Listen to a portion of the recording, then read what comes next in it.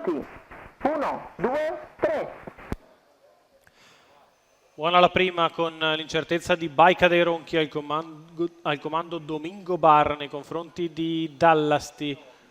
Ha sbagliucchiato anche Electra ZS, così come Bacio del Nord. In terza posizione alle spalle di Dallasti c'è Fidel Castro che precede Explosive La Torre, mentre all'esterno c'è Balsamo Leone. Sbaglia Explosive La Torre che era quarta alla corda.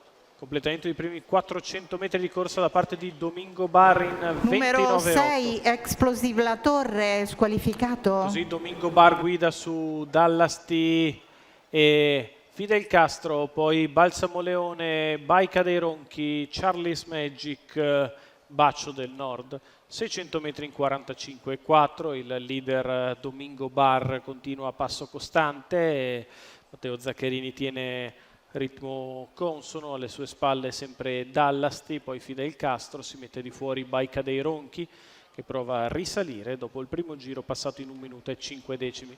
Si va sulla curva di sinistra e Domingo Bar è sempre in evidenza, Dallasti alle sue spalle e Bajka dei Ronchi raggiunge Fidel Castro in terza posizione. Questi due precedono sempre Balsamo Leone e Charlie's Magic, alla retaguardia del gruppo c'è Bacio del Nord. Metà gara in 1:16,2.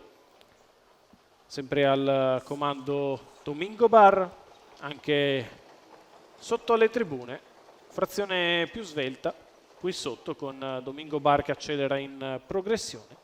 Il figlio di Varenne accelera ulteriormente ora quando siamo a 600 dalla conclusione.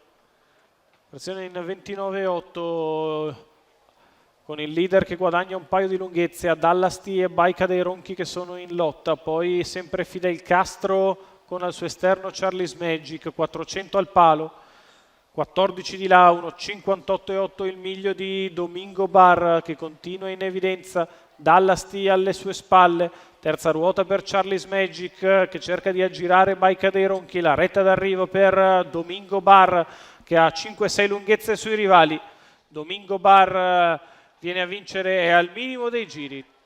Domingo Bar raddoppia il successo di Elistep per Matteo Zaccherini, seconda è Dallasti, terzo Charlie's Magic, 1,14,5 il doppio chilometro di Domingo Bar. Matteo Zaccherini per i propri colori della scuderia Limitless, successo chiaro del figlio di Varenne Tailest che una volta presa la testa non ha più alcun problema. Dallasti corre bene al secondo posto, al terzo Charlie's Magic.